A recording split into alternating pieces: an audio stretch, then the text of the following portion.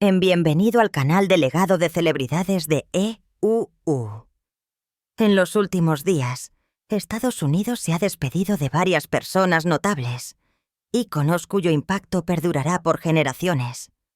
En el episodio de hoy, honramos sus vidas, sus logros y el legado que dejan atrás. Si alguna de sus historias tocó tu corazón, por favor considera dejar un me gusta para ayudar a mantener viva su memoria. Gracias por estar aquí. Ahora, empecemos.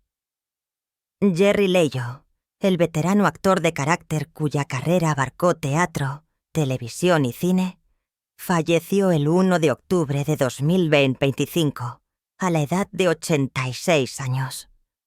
Desde la década de 1960 en adelante, Leggio construyó una reputación como uno de los artistas más versátiles de Luisiana. Los fanáticos lo recuerdan por sus memorables apariciones en películas como The Big Easy, 1986, y Blue Velvet, 1986, donde su presencia, aunque breve, dejó una impresión duradera. En televisión, se convirtió en un rostro familiar con papeles en programas como In the Heat of the Night y American Horror Story. El público apreciaba su capacidad para aportar profundidad y autenticidad, incluso a las partes más pequeñas, convirtiendo los papeles de fondo en momentos favoritos de los fanáticos con una sola mirada o línea. Nacido en Baton Rouge en 1939, Leggio dedicó gran parte de su vida al teatro. Actuó en innumerables producciones teatrales, desde clásicos de Shakespeare hasta obras contemporáneas, convirtiéndose en un elemento fijo de la escena de las artes escénicas de Luisiana. Sus colegas admiraban su disciplina y generosidad, señalando cómo animaba a los actores más jóvenes con orientación y aliento. Jerry Leighton fue más que un actor. Fue un pilar de su comunidad, un narrador cuya obra reflejaba tanto oficio como corazón. Su legado perdura en las películas, programas e innumerables obras de teatro que ayudó a dar vida y en los recuerdos del público, que siempre recordará el poder silencioso que llevó a cada escenario y pantalla. Comenta 86 su edad, o simplemente escribe Arip Jerry Leighton, para honrar su vida y las historias que trajo a la vida a través de la actuación.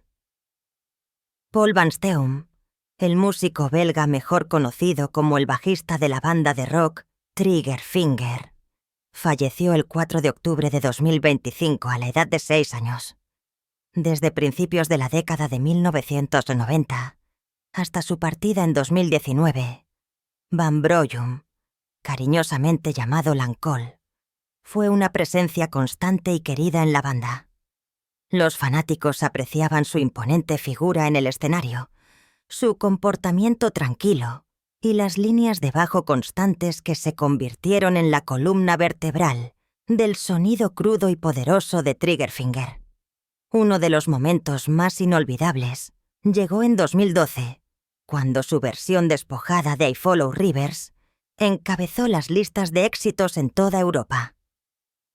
Para el público, esa actuación fue un recordatorio favorito de los fanáticos de cómo su sutil precisión podía transformar una canción en un fenómeno. Nacido en 1959, Van Bros Degum construyó su carrera en varios grupos de rock belgas antes de unirse a Triggerfinger en 1998. Durante 2 décadas, tocó en varios álbumes aclamados, desde All This Dancing Around hasta By Absence of the Sun, ayudando al grupo a obtener reconocimiento internacional. Más allá del escenario, fue admirado por su humildad, humor y la forma en que asesoró a músicos más jóvenes en la próspera escena del rock belga. Paul Van Broystagum fue más que un bajista. Era el latido del corazón de Triggerfinger, un músico cuyo sonido transmitía tanto peso como calidez. Su legado vive en los discos que continúan inspirando y en los recuerdos del público que sintió su presencia cada vez que la banda tocaba su primer acorde. Comenta Sage su edad o simplemente escribe Rip Paul Banton para rendir homenaje al arte y la energía que compartió con el mundo.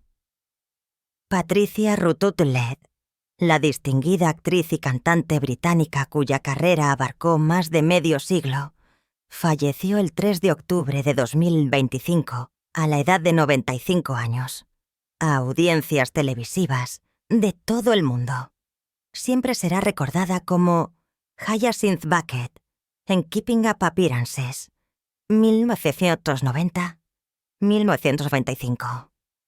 Su aguda presencia cómica y su dominio del ritmo hicieron de la serie un favorito mundial, elevándola a uno de los rostros más reconocibles de las comedias de situación británicas.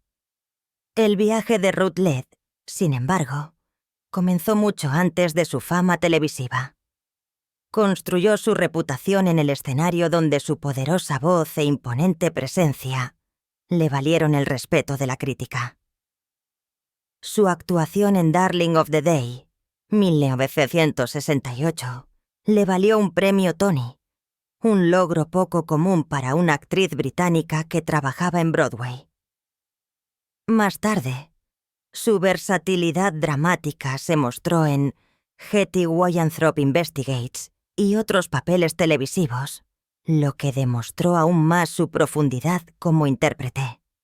Nacida en Birkenhead en 1929, permaneció profundamente conectada con sus raíces. Conocida como modesta y reservada, vivió en gran medida alejada del centro de atención, concentrándose en su oficio y asesorando silenciosamente a otros. Su legado perdurable radica en su capacidad para cruzar géneros, comedia, drama y música, dejando atrás un cuerpo de trabajo admirado a través de generaciones. Únase a nosotros para recordar a Patricia Routledge dejando un comentario. Escribe Rip, Patricia Routledge, o publica el número 95 para honrar su vida y su carrera. Robert Redford, cuya carrera moldeó el cine estadounidense durante más de 6 décadas, falleció a la edad de 89 años. Su familia confirmó su fallecimiento el 16 de septiembre de 2025 en su casa de Sundance, en Utah. Nacido como Charles Robert Redford Jr. en Santa Mónica en 1936. Creció en Los Ángeles y primero estudió arte antes de dedicarse a la actuación. Después de formarse en Nueva York, obtuvo un temprano reconocimiento en el escenario y la televisión. Luego ascendió rápidamente al estrellato de Hollywood a finales de la década de 1960. Su papel revelación llegó en Butch Cassidy and the Sundance Kid, 1969, donde su asociación con Paul Newman se volvió icónica. Se reunieron en The Sting, 1973, que ganó el premio a la mejor película en los premios de la Academia. Redford también protagonizó Jeremiah Johnson, 1972, The Way We Were, 1973, y All the President's Men, 1976, interpretando al periodista Bob Woodward en The Story of Watergate. Tras las cámaras, el debut como director de Redford, Ordinary People, 1980, ganó 4 premios Oscar, incluido el de Mejor Director. Le siguió A River Runs Through It, 1992, y Quiz Show, 1994, ambos elogiados por su artesanía. Como actor, continuó trabajando hasta avanzada edad con papeles destacados en All Is Lost, 2013, y The Old Man in the Gun, 2018. En 1981, fundó el Instituto Sundance y el Festival de Cine de Sundance, que se convirtió en la principal plataforma para el cine independiente. Sundance lanzó las carreras de directores como Quentin Tarantino, Steven Soderbergh y Ava DuVernay, asegurando el impacto de Redford mucho más allá de sus propias películas. Redford también participó profundamente en el activismo, abogando por la protección del medio ambiente y los derechos de los nativos americanos. Su vida mezcló logros y pérdidas. Se casó 2 veces, crió a 4 hijos y sufrió la muerte de 2 hijos, Scott y James. Robert Redford deja un legado como actor, director, activista y mentor que transformó tanto el cine convencional como el independiente. Si sus películas o su visión dejaron una marca en ti, comparte un recuerdo o comenta 89 para honrar cada año de su notable vida.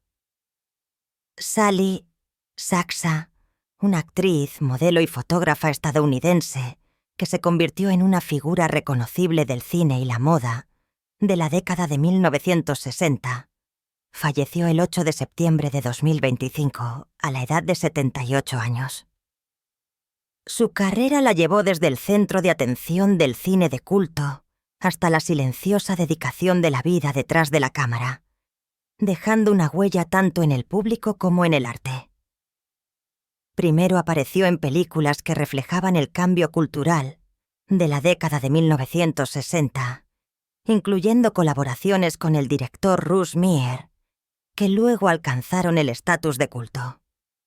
Su llamativa apariencia y presencia natural en la pantalla la hicieron memorable en una década definida por el cambio. Más allá de la actuación, su carrera como modelo la llevó a revistas y campañas que celebraban el estilo y la energía de su generación, ayudando a dar forma a la memoria visual de la época. Nacida en San Diego en 1947, el camino creativo de Sachs se extendió más allá de la actuación. La fotografía se convirtió en su verdadera salida en años posteriores, donde produjo retratos y paisajes que reflejaban su sensibilidad y ojo artístico. Su legado es uno de imágenes e impresiones, los roles que capturaron un momento en el cine estadounidense y las fotografías que llevaron su visión personal de la belleza y la humanidad. Sally Saxa será recordada no solo como un rostro de la década de 1960, sino como una artista que se expresó a través de diferentes formas. Para honrar su memoria, puedes compartir un pensamiento, escribir RIP Sally Saxa o comentar 78, su edad como una señal de respeto por una mujer, cuyo trabajo continúa inspirando la reflexión y el recuerdo. Sonny Curtis, cuya pluma y voz ayudaron a definir la música rock y country estadounidense, falleció el 19 de septiembre de 2025. Tenía 87 años. A lo largo de 60 años, Curtis nunca estuvo lejos del latido del corazón de la música popular. En 1959, después del repentino fallecimiento de Buddy Holly, Curtis intervino con los Crickets, ayudando al grupo a seguir adelante y asegurando que su sonido no se desvaneciera en el silencio. A partir de ahí, escribió canciones que se volvieron atemporales. I Fought the Law, versionada por innumerables bandas pero inmortalizada por The Clash, y Love Is All Around, el alegre tema del programa de Mary Tyler Moore, que llegó a las salas de estar de todo Estados Unidos durante años. Nacido el 9 de mayo de 1938 en Meadow, Texas, Curtis tomó la guitarra cuando era adolescente y cabalgó la primera gran ola del rock and roll. Su carrera combinó la composición, la grabación y la interpretación, moviéndose fluidamente a través de los géneros. Estrellas como Andy Williams y The Everly Brothers llevaron sus palabras a audiencias aún más amplias, demostrando la universalidad de sus melodías. Curtis nunca buscó la fama como las estrellas que cantaban su trabajo. En cambio, se comportó con humildad y gracia. Admirado por sus compañeros y fanáticos por su brillantez silenciosa, Representó el sueño del compositor de escribir música que duraría más que el nombre detrás de ella. Y lo logró. Sus canciones todavía se cantan, todavía se tocan, todavía están vivas.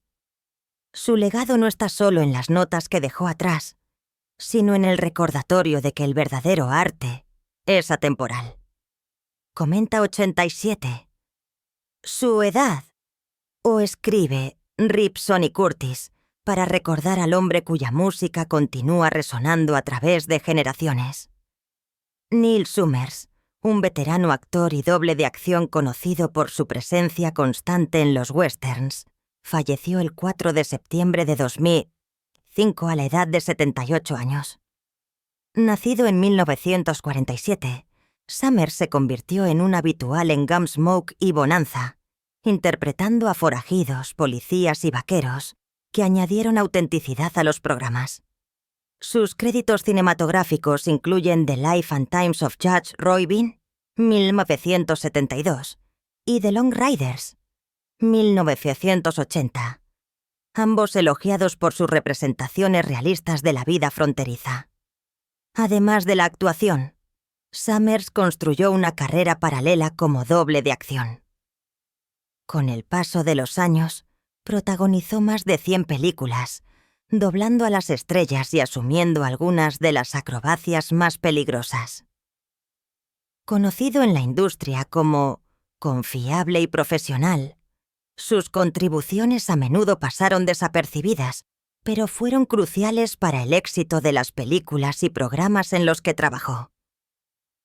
Aunque no era un nombre familiar, la influencia de Summers se sintió ampliamente en la comunidad cinematográfica. Sus colegas elogiaron su profesionalismo silencioso y su generosidad hacia los actores y dobles más jóvenes. El legado de Neil Summers no radica en los titulares de celebridades, sino en décadas de trabajo que dieron forma al realismo de los westerns y las películas de acción estadounidenses. Comenta 78. Su edad, o simplemente escribe Rip Neil Summers para recordar al actor y doble de acción cuya carrera dio vida al cine y la televisión clásica estadounidense. Terence Stamp, el actor inglés reconocido por sus papeles sutiles, complejos y convincentes, falleció el 17 de agosto de 2025, a la edad de 86 años. Nacido el 22 de julio de 1939, en Stephanie, Londres, la carrera de Stamp abarcó más de 6 décadas, en cine, televisión y teatro, convirtiéndolo en una de las figuras más perdurables de la pantalla británica. Stamp hizo su debut cinematográfico en Billy Budd, 1962, obteniendo nominaciones para el premio de la Academia al mejor actor de reparto y el premio BAFTA al recién llegado más prometedor. Durante la década de 1960, se convirtió en una figura destacada del cine británico, con papeles en The Collector, 1965, y Far from the Madding Crowd, 1967. El público internacional lo conoce mejor por su escalofriante interpretación del General Zod en Superman, 1978, y Superman 2, 1980, donde su imponente presencia hizo que la línea «Arrodíllate ante Zod» fuera una de las más citadas de la franquicia. Con el paso de los años, Stamp ha demostrado una increíble versatilidad desde su interpretación de la mujer transgénero Bernadette en The Adventures of Priscilla, Queen of the Desert, 1994, un papel que le valió el reconocimiento de la crítica y una nominación al Australian Film Institute a papeles en Wall Street, 1887, Star Wars Episode 1, The Phantom Menace, 1999, y The Limey, de Steven Soderbergh, 1999. En total, su carrera incluye más de 60 películas junto con apariciones en series de televisión y trabajo de voz.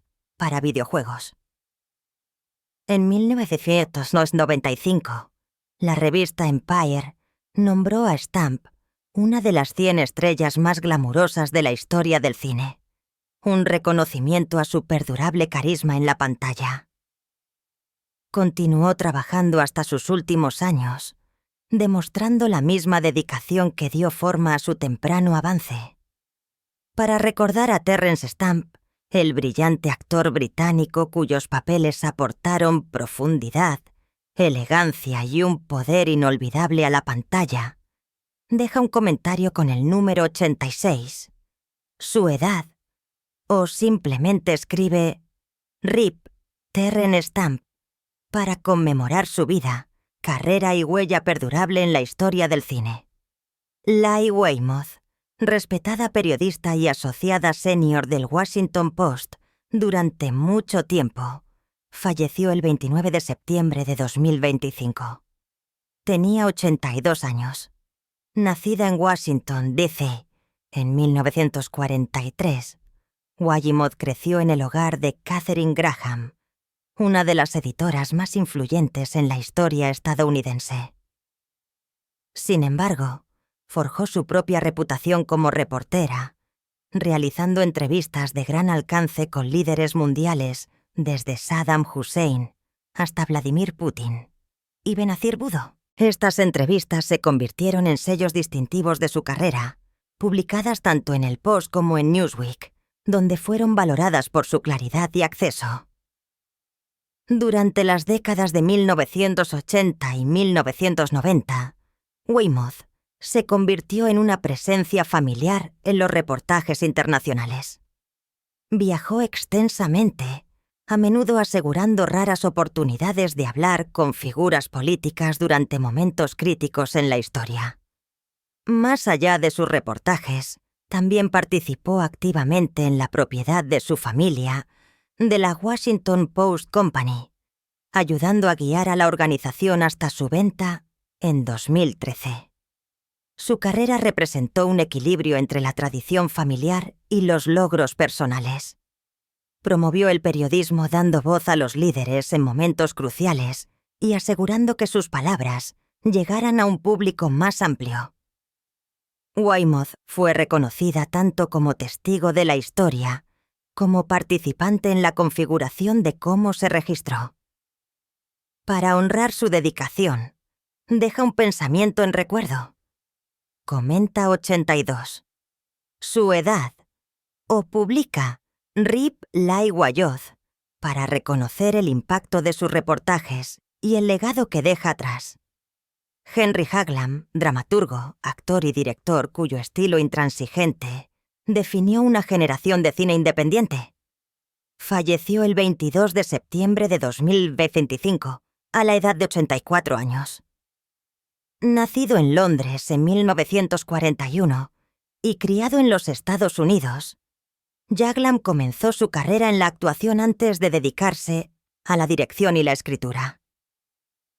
En la década de 1970, había desarrollado una reputación por películas que desdibujaban la línea entre la ficción y la autobiografía, a menudo basándose directamente en su propia vida.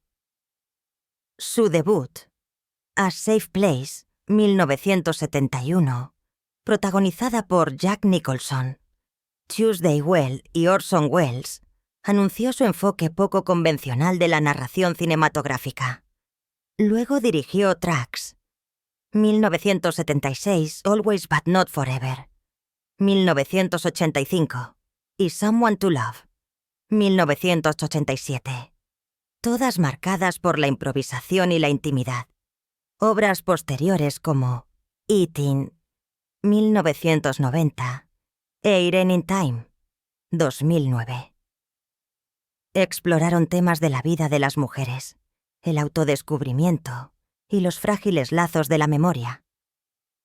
Sus obras de teatro llevaban la misma voz de cuestionamiento cándida, a menudo desdibujando el teatro y la reflexión personal de maneras que reflejaban sus películas. Yaglom se resistió a las fórmulas de Hollywood y forjó una carrera construida sobre la integridad. Asesoró a directores más jóvenes, los animó a confiar en sus instintos y demostró que el cine podía seguir siendo personal incluso en una industria impulsada por el comercio. Sus colegas lo describieron como intransigente, pero profundamente solidario. Un equilibrio raro que dejó un impacto duradero. La influencia de Henry Jaglom perdura a través de las películas y obras de teatro que creó y los cineastas que inspiró. Comenta 84. Su edad. O escribe Rip Henry Jaglom para recordar a un narrador que mantuvo el cine personal. Arnold Schwarzenegger es más que un nombre familiar. Es una fuerza esculpida a partir de la dificultad, la disciplina implacable y un sueño indomable que se negó a morir. Su ascenso no nació del privilegio o la comodidad, sino de un crisol de inviernos fríos, paredes estrictas y un hambre de ser visto en un mundo que a menudo miraba hacia otro lado. Creció no en salones dorados, sino en sombras, donde el dolor se convirtió en su maestro y la ambición en su único aliado. Fuera de esa oscuridad, se forjó en algo más grande que la vida. Un cuerpo de acero, una voluntad de hierro y un destino que se extendería desde un pequeño pueblo austriaco hasta el centro mismo de la fama mundial. Pocos hombres han vivido una historia tan improbable. Ganar los títulos de culturismo más importantes del mundo, conquistar la pantalla plateada de Hollywood e incluso entrar en la tormentosa arena de la política. Desde el deslumbrante foco de atención de Mr. Olympia hasta la mirada escalofriante del Terminator. Desde discursos en estadios repletos hasta momentos tranquilos como estadista, Schwarzenegger se ha erigido tanto en guerrero como en líder, cargando con expectativas más pesadas que cualquier peso que haya levantado. Nunca se contentó con simplemente seguir las reglas del juego. Las cambió, las redefinió, destrozó cada límite que le decía que no y lo reemplazó con el trueno de sí, puedo. Durante décadas encarnó un tipo de resistencia que el mundo podía tocar pero nunca comprender del todo. La precisión de la disciplina, la calma del control, el puro fuego de la resistencia. Hoy en día, su fortuna supera los $1.200 millones. Su fama se extiende por los continentes y su nombre se ha convertido en sinónimo de poder en sí mismo. Sin embargo, debajo del resplandor de la riqueza y el triunfo, se encuentra la verdad que ningún foco de atención puede suavizar. Incluso los gigantes deben enfrentarse a la tormenta silenciosa del tiempo. A los 78 años, Arnold ya no entrena para trofeos o guiones. Ahora se enfrenta a un adversario más implacable que cualquier villano de película o rival político. La marcha de la edad, la rebelión del cuerpo, la fragilidad a la que ninguna fuerza puede resistirse por completo. Y sin embargo, esta no es una nueva clase de tormenta para él. La lucha, después de todo, fue su primera compañera. Estaba allí mucho antes que las cámaras, los títulos o los aplausos. Porque una vez, antes de la leyenda, solo había un niño. Nacido el 30 de julio de 1947, en el humilde pueblo austriaco de Thal, Arnold entró en un mundo que aún sangraba por las heridas de la guerra. Austria, a finales de la década de 1940, era un país que se reconstruía a sí mismo a partir de la ruina, donde la esperanza era escasa y las dificultades estaban por todas partes.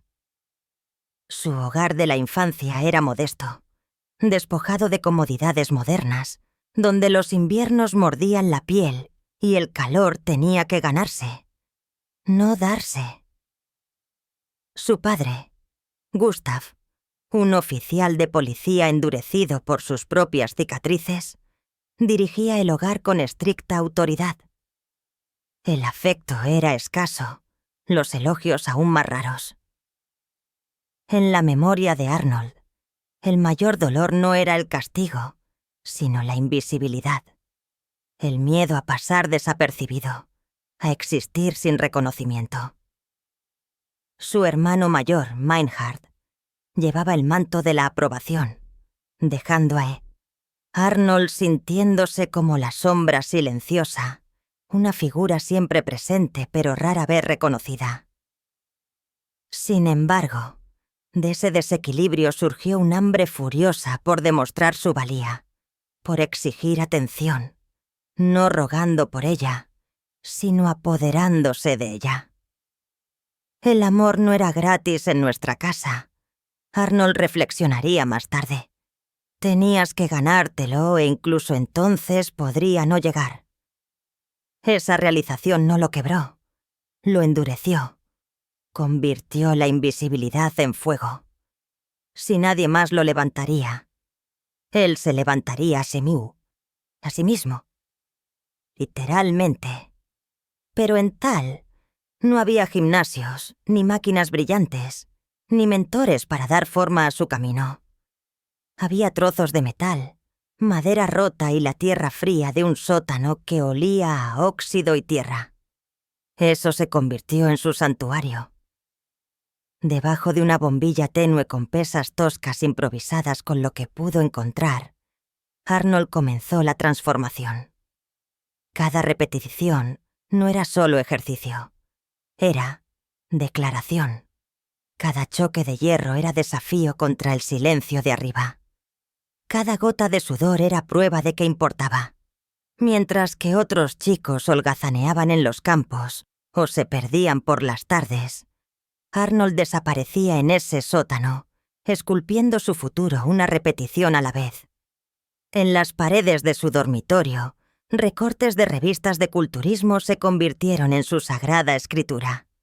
Titanes como Reg Park no eran solo hombres musculosos.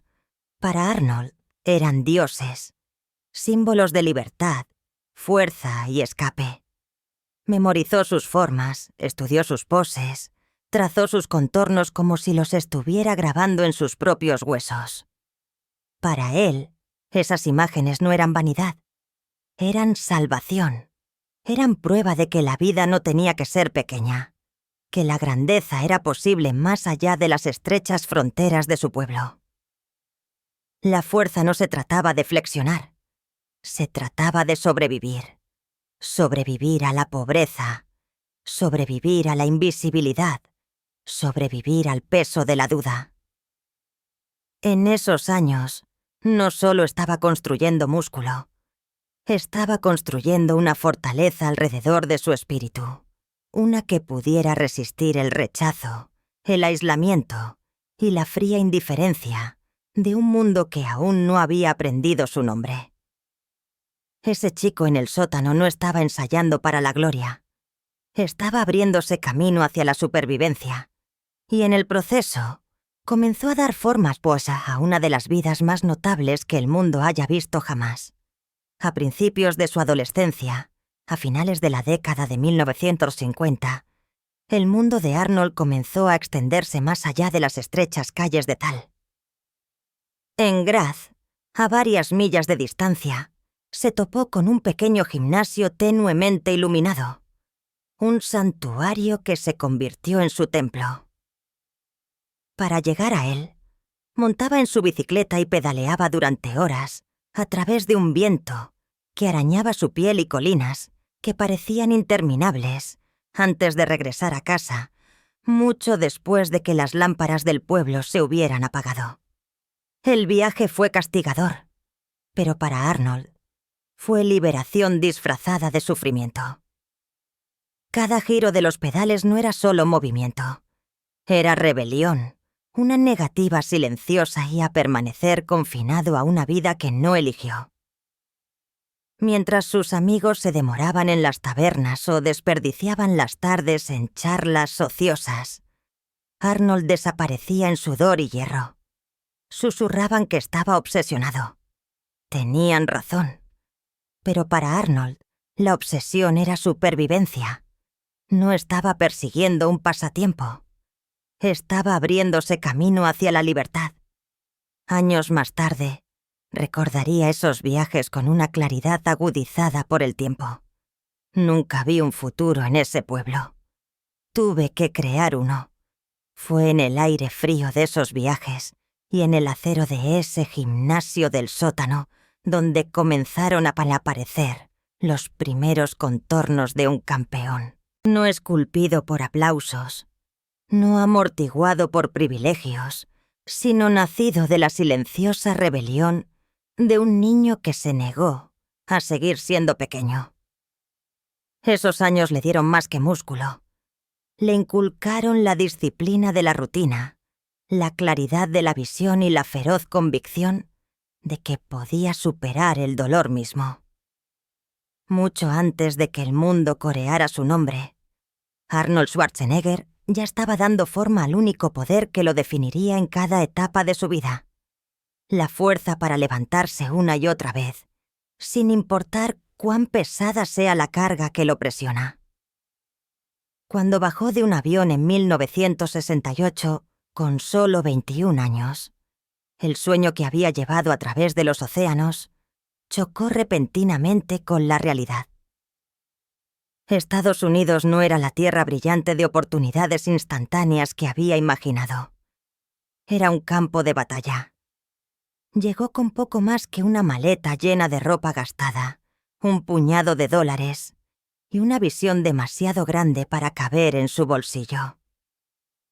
El aire de Los Ángeles era cálido, pero la bienvenida era fría. Su fuerte acento austriaco se enredaba alrededor de cada palabra como una cadena, convirtiendo las conversaciones ordinarias en batallas cuesta arriba. La gente sonreía cuando hablaba, pero sus ojos delataban confusión. No conocía las palabras, admitiría Arnold más tarde. Así que hablé con mis acciones. Esas acciones no eran glamurosas. De día, doblaba la espalda bajo el sol de California, transportando ladrillos y balanceando martillos en sitios de construcción, con el cuerpo dolorido mientras el sudor le salaba los ojos.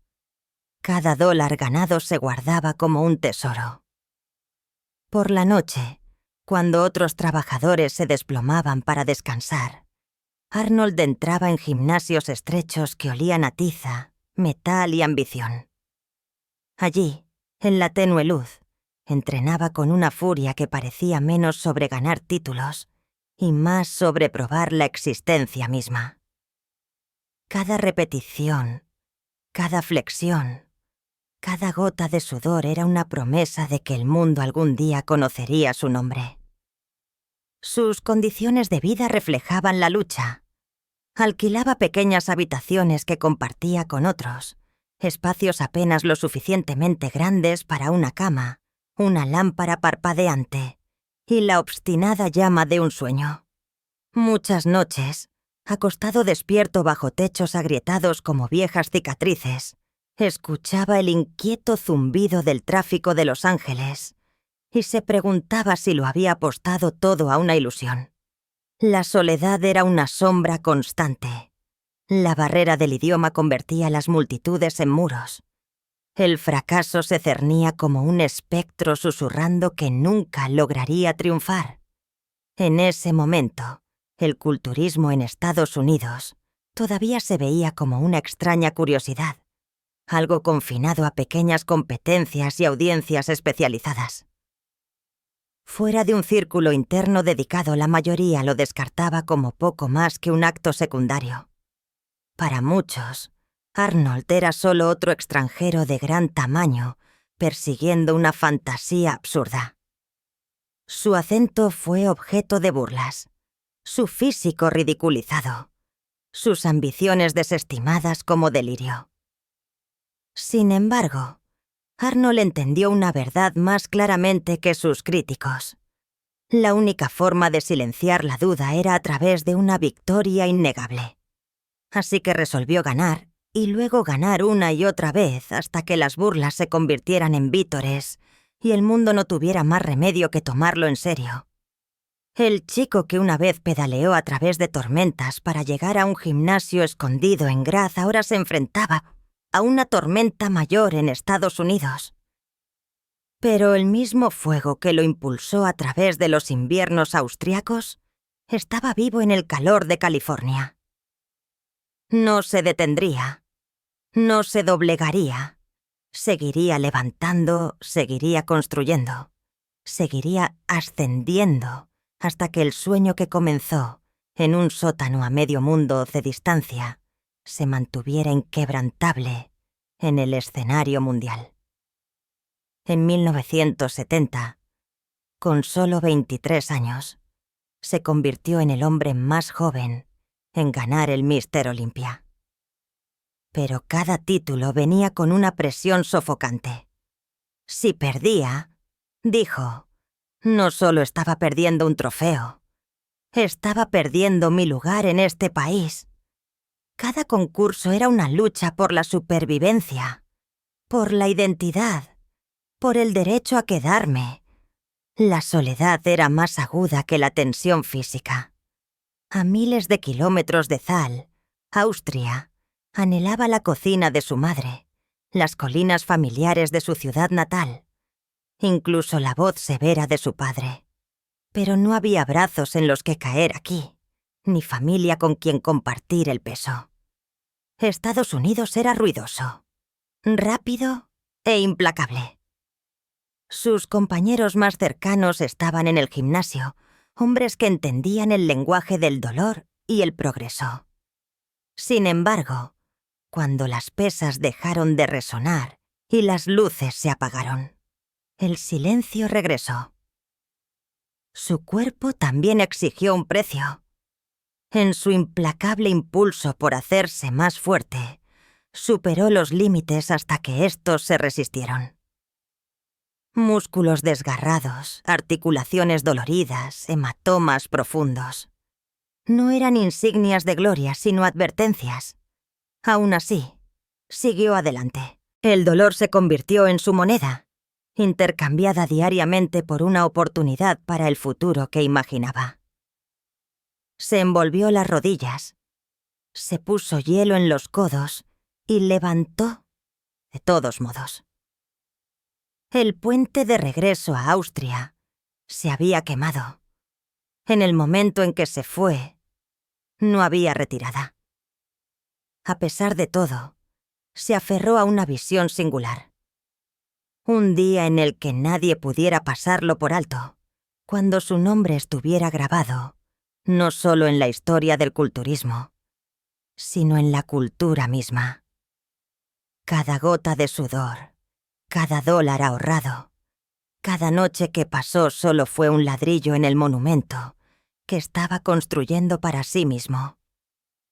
Mirando hacia atrás décadas más tarde, dijo, me vi a mí mismo donde quería estar, no donde estaba. Esa visión inquebrantable y el dolor que aceptó como su precio convirtieron a un extraño en una tierra extraña, en un hombre que todo el mundo conocería algún día. A principios de la década de 1970, Arnold Schwarzenegger ya no era el forastero que dormía en una habitación estrecha. Era el rostro de un deporte. En 1970, con solo 23 años, reclamó su primer título de Míster Olympia. Y para 1975 ya había estado en la cima del podio 6 veces. El séptimo llegaría en 1980, sellando su lugar como leyenda. Pero detrás de los deslumbrantes trofeos, había una verdad que pocos podían ver. Cada victoria trajo no alivios, sino una carga más pesada.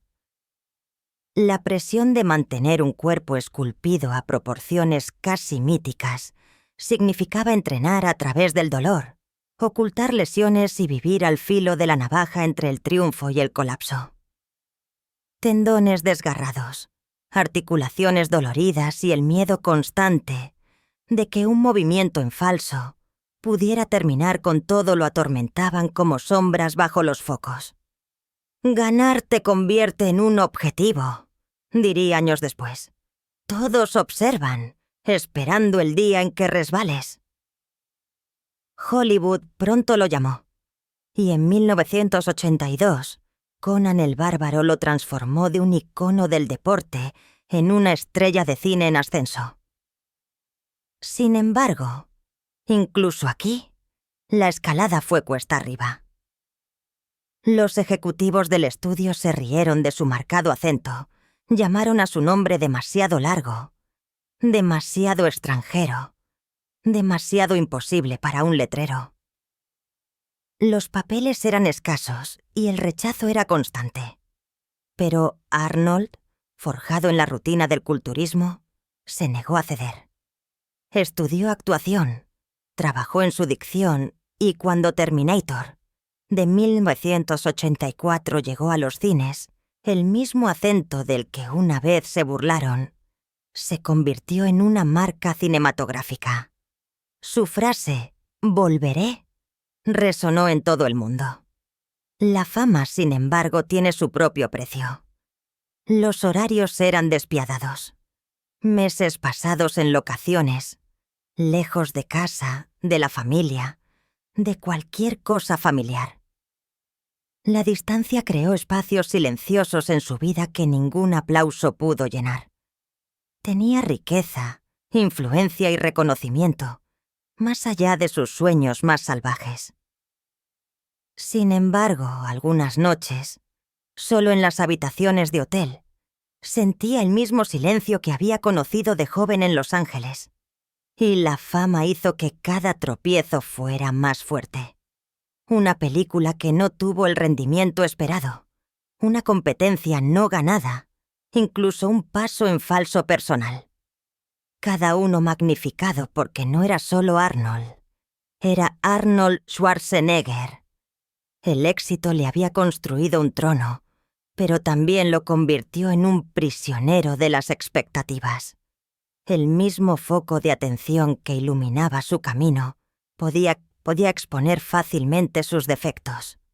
Luego vinieron las transiciones que lo pondrían a prueba, de maneras que ni el hierro ni las cámaras lo habían hecho jamás. Retirarse de la competencia para concentrarse únicamente en la actuación, dejando atrás la certeza del estrellato cinematográfico, para entrar en la impredecible arena de la política, a principios de la década de 2000. Cada movimiento atrajo a críticos que cuestionaron sus motivos, sus habilidades, su derecho incluso a intentarlo. Cada elección conllevaba el riesgo de borrar la imagen que había pasado décadas construyendo. Sin embargo, abrazó el riesgo sabiendo que el estancamiento era una clase más silenciosa de muerte. «Si no sigues avanzando», dijo una vez, «empiezas a retroceder». Desde fuera, todo era gloria. Las 7 coronas de Olimpia, los triunfos de taquilla, la gobernación. Pero aquellos que miraron más de cerca pudieron ver la verdad. En la cima, el aire es delgado, las noches son largas y el hombre en la cima todavía está, en muchos sentidos, solo. Había construido su imperio con hierro, disciplina y una voluntad lo suficientemente afilada como para atravesar lo imposible. Durante décadas, el cuerpo de Arnold Schwarzenegger fue su fortaleza, inquebrantable bajo las luces de Mr. Olympia, inflexible bajo los exigentes horarios de Hollywood, irrompible en el despiadado teatro de la política. Lo había llevado a través de continentes, a libros de historia y a través de tormentas que se habrían tragado a hombres menores por completo.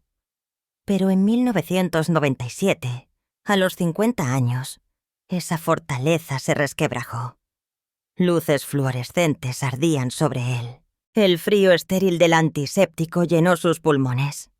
En algún lugar a la distancia, un monitor cardíaco emitía un ritmo que ya no era completamente suyo. En esa cama de hospital en Los Ángeles. No era el Terminator, ni el futuro gobernador, ni el 7 veces Mr. Olympia, cuyo cuerpo había sido un monumento viviente a la voluntad humana. Era un hombre reducido a su verdad más frágil, a punto de dejar que los cirujanos le abrieran el pecho para reemplazar una válvula aórtica con la que había nacido y que había mantenido oculta durante medio siglo. No fue el orgullo lo que lo mantuvo en silencio. Fue el miedo. Miedo de que el mundo viera lo que había pasado toda una vida superando. Que incluso el hombre más fuerte de la habitación podía ser vulnerable. No se lo dijo a su madre en Austria. Ella ya estaba envejeciendo. Sus manos ya estaban tocadas por el tiempo. Y se negó a poner otro peso sobre sus hombros. «La llamaré cuando termine», se dijo a sí mismo. Pero en 1999 ella se había ido. Sin llamada, sin adiós. Estaba en el set cuando llegaron las noticias. Las cámaras rodando. Los músculos esculpidos por décadas de guerra con la gravedad. Mientras que por dentro el sol y él se hicieron añicos. La cicatriz en su pecho se desvanecería. La cicatriz en su corazón nunca se cerraría. Y así hizo lo que siempre había hecho. Siguió adelante. A lo largo de la década de 2000, hubo estrenos de películas donde las luces de los flashes explotaban como artillería. Mítines políticos donde la multitud rugía su nombre. Discursos que resonaban en grandes salones. La máquina para el mundo todavía se veía impecable. Pero en los momentos tranquilos, cuando las luces se apagaban y las puertas se cerraban, su corazón susurraba. Sabía que volvería a suceder. En marzo de 2018, a los 70 años, sucedió. Lo que debería haber sido un reemplazo de válvula cateterizada de rutina, se desentrañó sin previo aviso en una cirugía de corazón abierto de emergencia. «Cometimos un error», le dijeron los cirujanos cuando despertó. Confundido, restringido, incapaz de hablar a través del tubo en su garganta. Para un hombre cuya vida entera se había construido sobre el control, este era un infierno privado. Destellos de pensamiento atravesaron la niebla como rayos. Sus hijos. ¿Lo recordarán como fuerte o recordarán esto? María.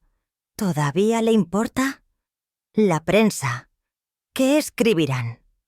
Y siempre la imagen de su madre que se fue sin un adiós, atormentándolo con el miedo de que pudiera dejar a sus propios hijos con la misma herida. Octubre de 2020. 72 años. Cirugía número 3.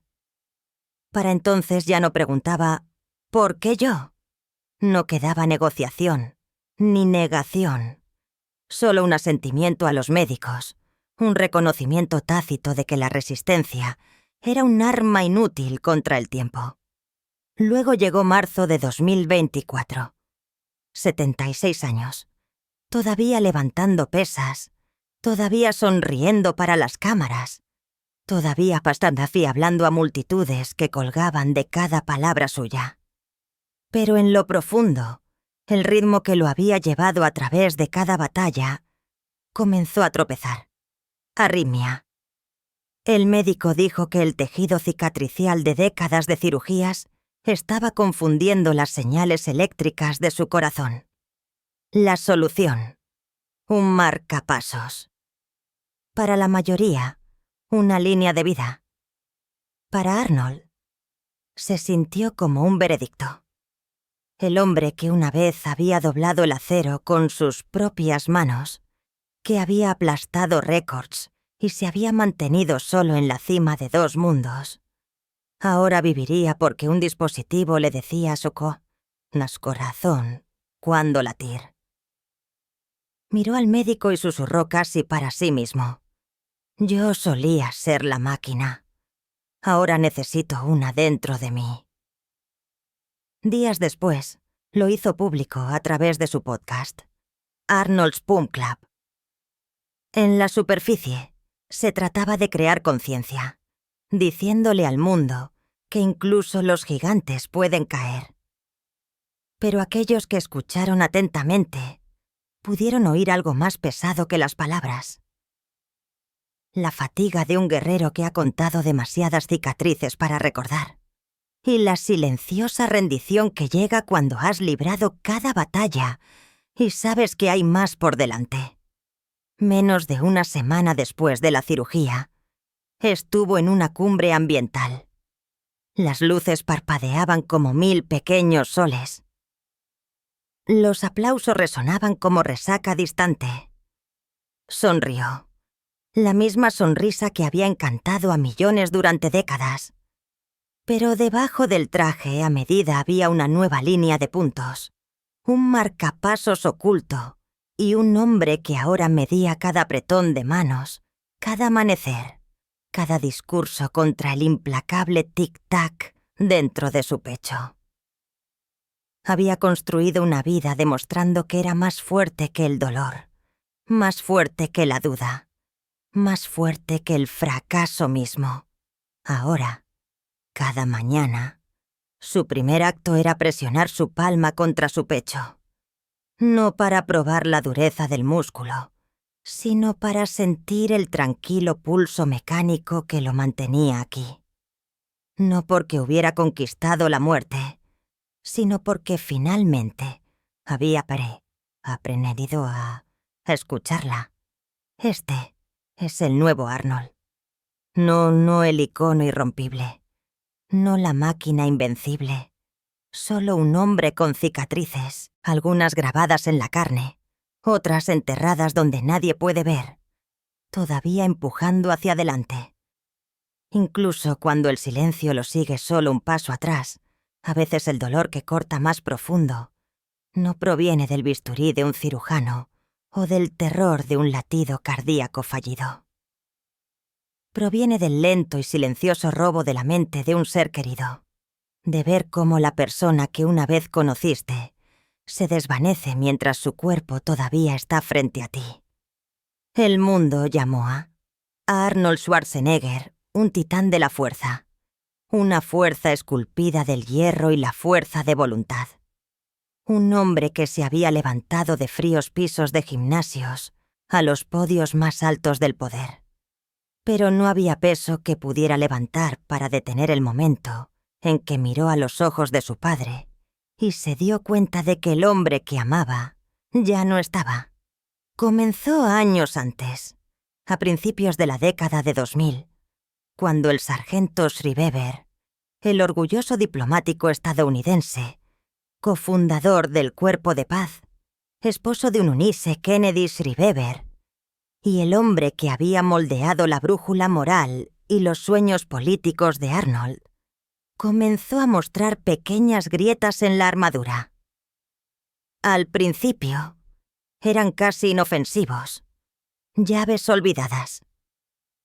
Una historia repetida contada como si fuera nueva, un nombre omitido en medio de una oración. Arnold se dio cuenta y su pecho se tensó porque había visto estas señales antes. Un tío en Austria que se había desvanecido en la demencia de la misma manera. Sabía lo que se avecinaba y era peor que cualquier lesión física que hubiera enfrentado jamás.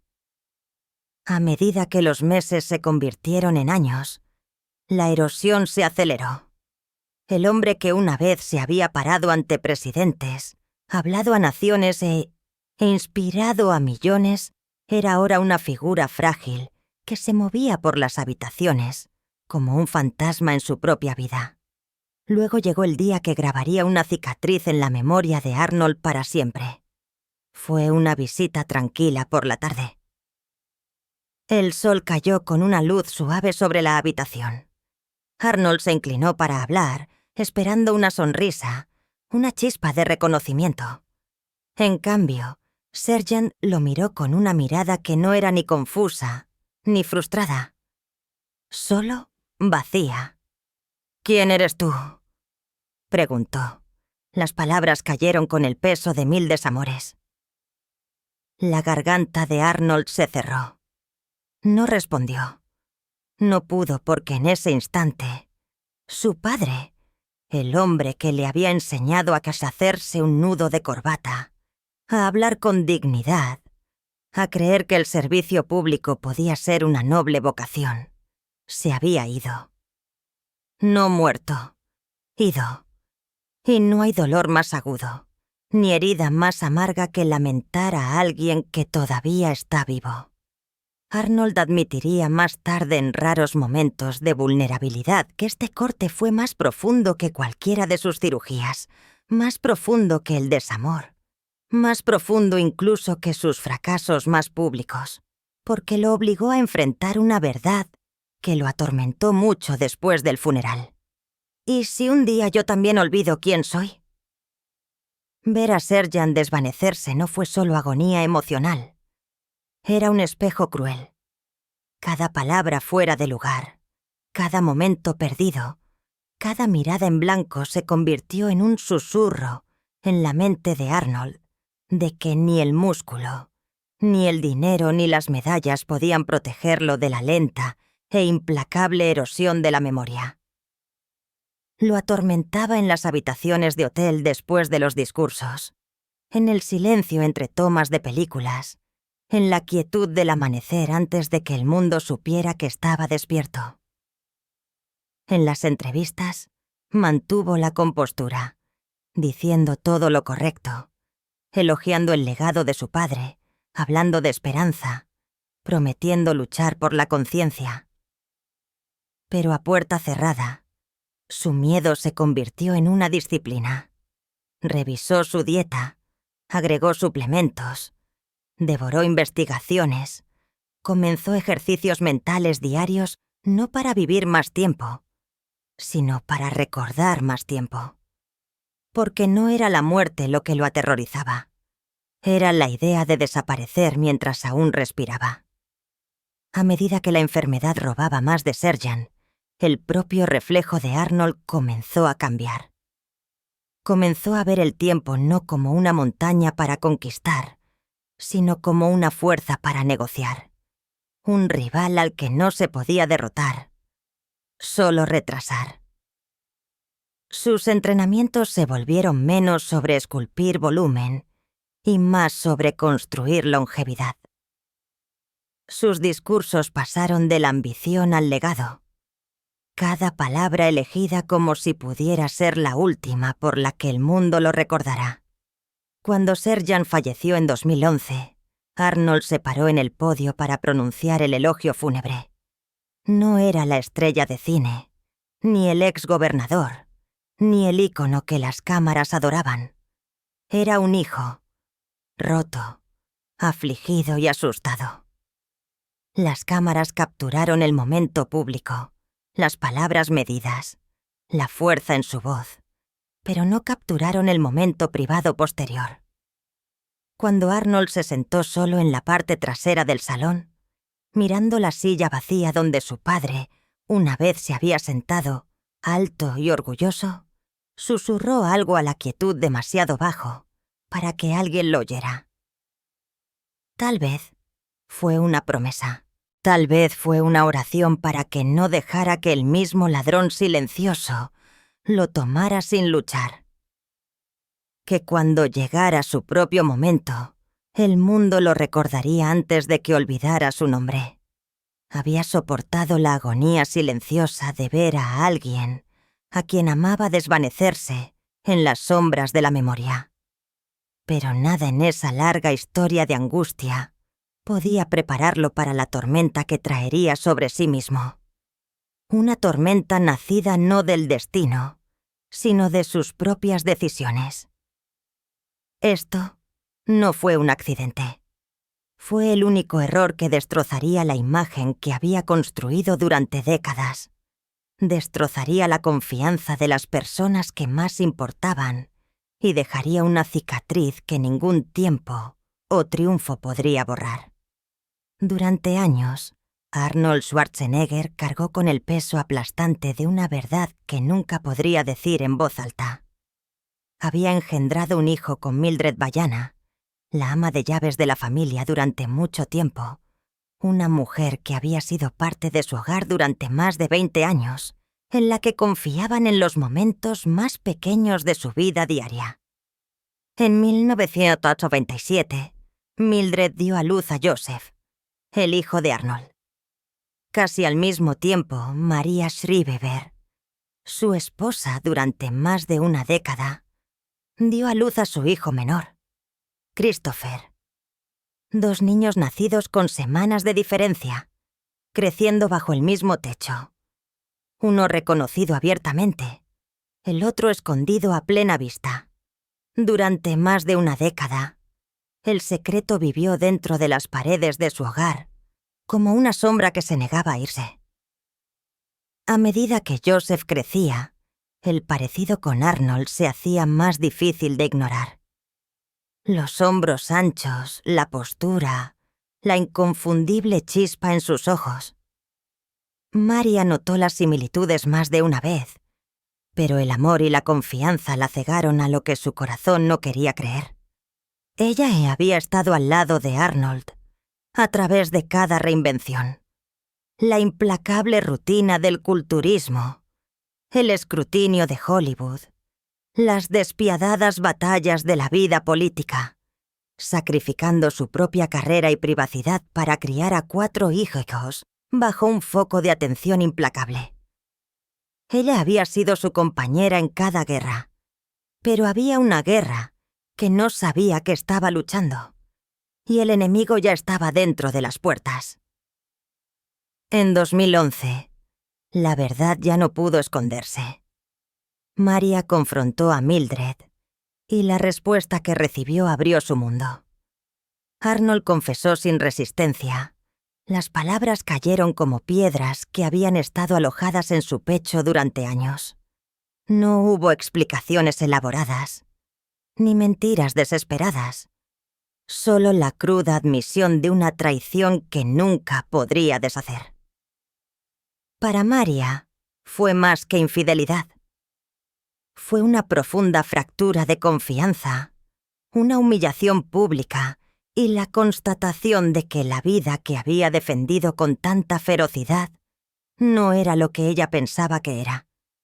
Silenciosamente, se mudó de su casa. En cuestión de días, la prensa obtuvo la historia y el mundo descendió. Los titulares gritaron. Los comentaristas analizaron cada detalle. Extraños juzgaron. Pero debajo del ruido estaba la verdadera devastación.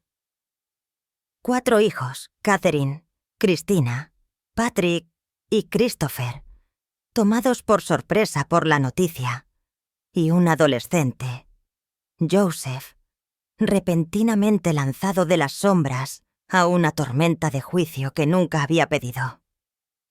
Arnold, ahora despojado del control, hizo lo poco que pudo.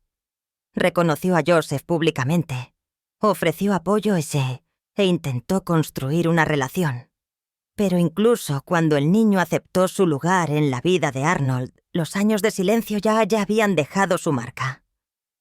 La rara declaración pública de Maria conllevó una gracia que sorprendió a muchos. Esto es doloroso y desgarrador, pero también es parte de la vida. En esas palabras estaba la silenciosa dignidad de una mujer profundamente herida, pero no dispuesta a dejar que la amargura la definiera. Para Arnold, la vergüenza fue sofocante. Esto no fue un escándalo en sus ojos. Fue el momento en que dejó de ser el hombre en el que su esposa podía apoyarse, el hombre en el que sus hijos podían confiar plenamente. Había construido un imperio sobre la disciplina, el encanto y el control de precisión.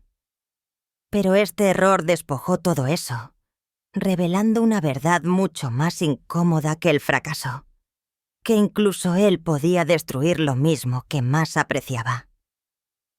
Las consecuencias cortaron más profundo que la carrera o la reputación. Fue espiritual, sacudiendo los cimientos de lo que creía que era. Años más tarde, en una entrevista, diría con honestidad inquebrantable: «No hay nadie más a quien culpar. Yo causé esto. Herí a la persona que más amaba y cargaré con esa vergüenza por el resto de mi vida». Y lo decía en serio porque detrás de los músculos, las películas, los discursos y los elogios, había un hombre que nunca podría dejar de ver el dolor en los ojos de María. Nunca olvidar el momento en que murió la confianza. Nunca cortar por completo la distancia en los corazones de sus hijos. Ningún arco de redención de Hollywood podría reescribir este capítulo. Algunos errores no se desvanecen, viven contigo en silencio, implacablemente todos los días. No se paró frente a las cámaras para suplicar el perdón público. Tampoco subió a los escenarios de los programas de entrevistas para explicarse o retorcer la verdad en algo más fácil de aceptar. Arnold Schwarzenegger eligió el silencio no como una fuga, sino como un acto deliberado de responsabilidad, una decisión de soportar el peso de sus acciones sin espectáculo.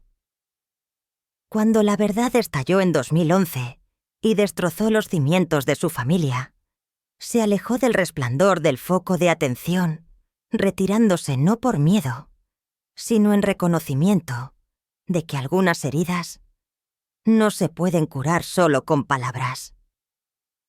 En un raro momento de franqueza, confesó a un confidente cercano: «No hay nadie más a quien culpar.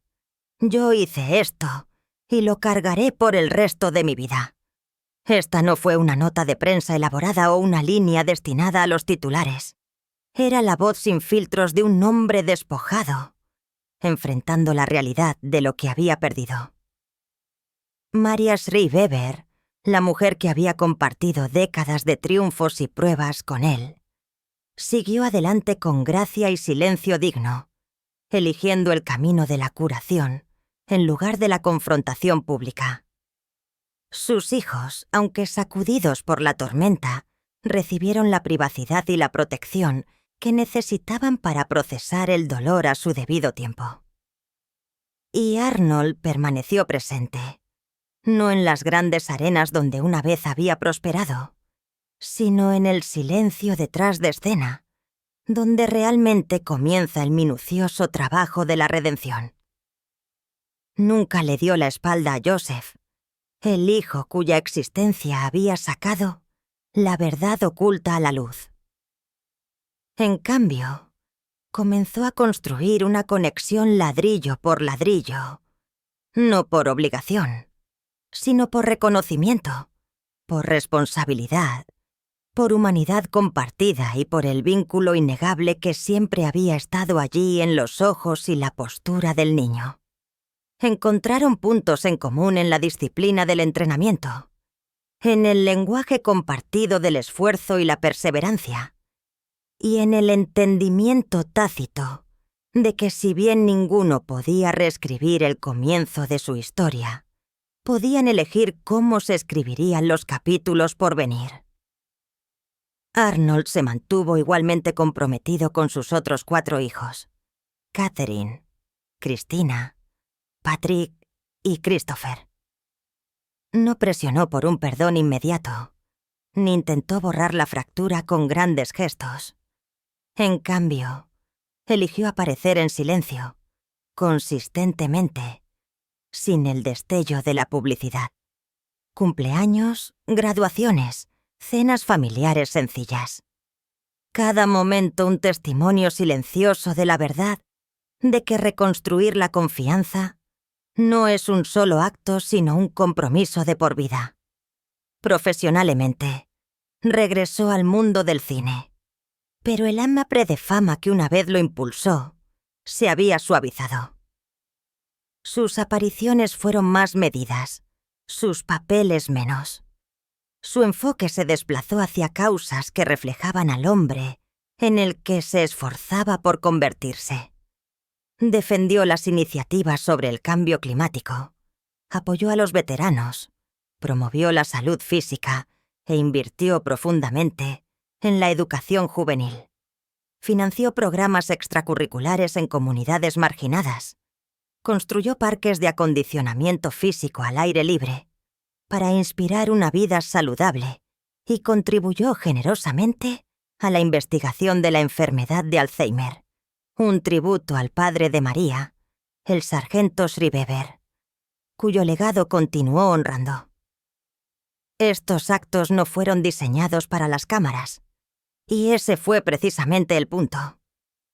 Para Arnold, la redención nunca se trató de reclamar la adoración del público. Se trató de mantenerse día tras día como un hombre mejor a los ojos de aquellos a quienes más había lastimado. En la tranquilidad de su casa, a veces sacaba viejas fotografías, imágenes de una época anterior a la fractura, cuando las sonrisas eran más fáciles y el aire alrededor de la familia se sentía completo. Rara vez hablaba cuando las miraba, pero aquellos que lo conocían bien entendían que su silencio conllevaba más peso, más dolor del que cualquier disculpa podría tener. Una vez reflexionó ante un amigo: «Construí mi vida sobre la disciplina, pero este fue el único lugar donde la perdí, y me costó todo. En los años que siguieron, nunca se volvió a casar. Aunque su nombre ocasionalmente se vincularía con compañeras, Arnold nunca más se paró frente a un altar para hacer votos. Algunos dijeron que era lealtad al pasado. Otros creían que era su propia forma de penitencia. Tal vez en el fondo era su reconocimiento tácito de que una vez había sostenido algo extraordinario y lo había dejado ir. No hubo un final arrollador para este capítulo. Ningún arco de redención creado por los medios. Solo un hombre de unos 70 años que sigue apoyando a sus hijos, guiando a la próxima generación, asesorando a jóvenes de todos los ámbitos de la vida y llevando una cicatriz, no del tipo que se desvanece con el tiempo, sino una que permanece como un recordatorio constante de las lecciones aprendidas en el dolor. Para Arnold Schwarzenegger, esa cicatriz se ha convertido tanto en su carga como en su brújula. Una marca silenciosa y perdurable que le enseñó más sobre la fuerza que cualquier campeonato, cualquier papel cinematográfico o cualquier victoria política jamás podrían.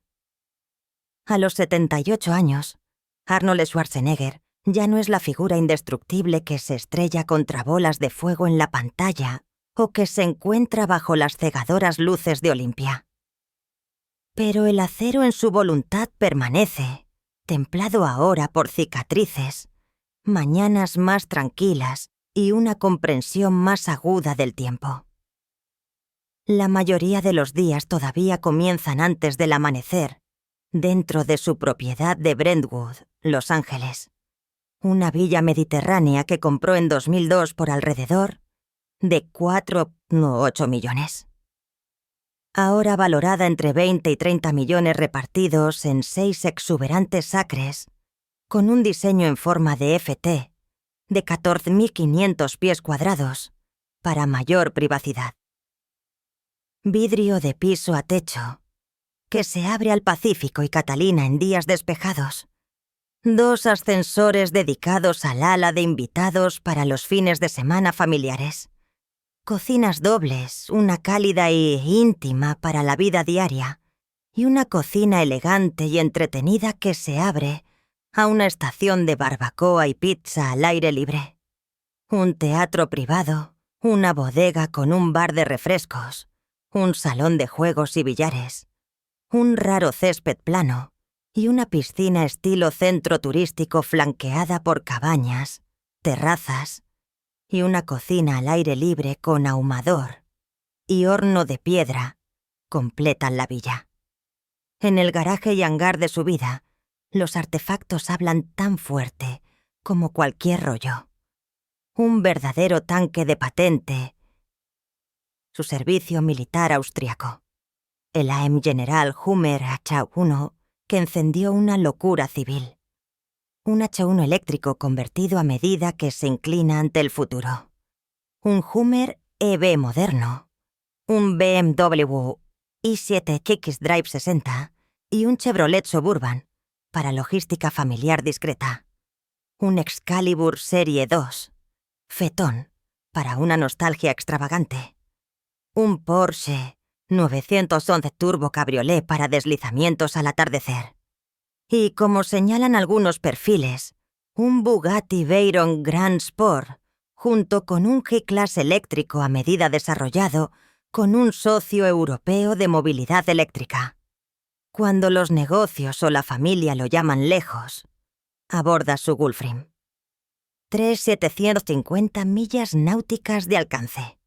Por lo general, 12 asientos lujosos, menos como un símbolo de estatus que como una forma de ser dueño de sus minutos, después de décadas de perseguirlos. Sin embargo, el motor más valioso que tiende cada mañana es el que está en su pecho. El ritmo es estable ahora gracias a un marcapasos de 2024, pero cada latido lleva el recuerdo del reemplazo de la válvula aórtica en 1997. La cirugía de corazón abierto de emergencia en 2018 y la tercera operación en 2020 son recordatorios grabados en carne viva. Admite que hubo mañanas después de la cirugía en las que abrir los ojos se sintió como ganar una lotería para la que no había comprado un boleto. El hombre que una vez se midió en platos y repeticiones, ahora mide la disciplina para detenerse antes de que comience el dolor. El entrenamiento es preciso, no punitivo. Los batidos de proteínas han dado paso a comidas a base de plantas ricas en grasas y verduras, saludables para el corazón. Medita diariamente y en breves clips de acondicionamiento físico dirigidos a hombres de su edad, demuestra que la disciplina puede durar más que el ego. Incluso cuando el músculo da paso al tendón y el tendón al tiempo, su rutina sigue siendo un testimonio de resiliencia. Nunca se volvió a casar después de su separación de Maria Shriver en 2011. Todavía habla de ella con respeto como la madre de sus 4 hijos. Durante más de una década, su pareja ha sido Heather Milligan, una fisioterapeuta. Su vida juntos es tranquila, constante, ausente de actuaciones en la alfombra roja. Sus hijos se mantienen firmemente por sí solos. Catherine trae a sus hijos pequeños, dejándolo practicar una forma más suave de paternidad. Patrick equilibra la actuación y el espíritu empresarial, llevando el nombre de la familia a su manera. Cristina se labra su propio camino lejos de los focos. Christopher vive arraigado y constante, lejos del ruido que una vez rodeó su apellido. Y Joseph, una vez el sol en las sombras, ahora está completamente en el círculo familiar. La villa está llena menos con el rugido de la ambición y más con el ritmo constante de la familia, de la presencia, de la paz ganada con esfuerzo. Para Arnold Schwarzenegger, la casa no es solo un hogar, sino un reflejo de un hombre que ha resistido tormentas y ahora saborea la calma. Todavía fuerte, todavía disciplinado, pero ahora midiendo la fuerza en el amor, en el legado y en las mañanas tranquilas que quedan. Su conexión perdura en el hierro, en las conversaciones que se prolongan hasta la noche y en la promesa compartida de seguir avanzando, sin borrar lo que vino antes. Detrás de la leyenda se encuentra el libro mayor, y en 2025, Forbes sitúa la fortuna de Arnold cerca de los $1.200 millones. Esa riqueza no fue suerte, sino la cuidadosa ejecución de objetivos, que primero se garabatearon en tarjetas de índice, cuando bajó de un avión en 1968, con poco más que determinación en su bolsillo. Comenzó con un negocio de colocación de ladrillos junto a Franco Columbu, después del terremoto de San Fernando, en 1971. Creció a través de las primeras empresas de pedidos por correo de acondicionamiento físico, y luego explotó con la compra de su primer edificio de apartamentos, con solo 25 años. A partir de ahí, el imperio inmobiliario se amplió. Planet Hollywood vino y se fue. Oak Productions tomó forma. Las empresas editoriales se multiplicaron y en 1989 nació el Arnold Sports Festival. Sigue siendo el evento multideportivo más grande de su tipo. En 2018, se asoció con LeBron James para lanzar una marca de suplementos, vendiendo posteriormente su participación en 2020. En esta etapa de su vida, los papeles en la pantalla ya no se tratan de cheques de pago. Se trata de propósito. Vierte su energía en parques públicos de acondicionamiento físico, programas extracurriculares, defensa del medio ambiente y apoyo a los veteranos. La investigación sobre el Alzheimer se ha convertido en una misión especial, un tributo al sargento Schreiber, cuyo declive en la demencia todavía guía la brújula de Arnold.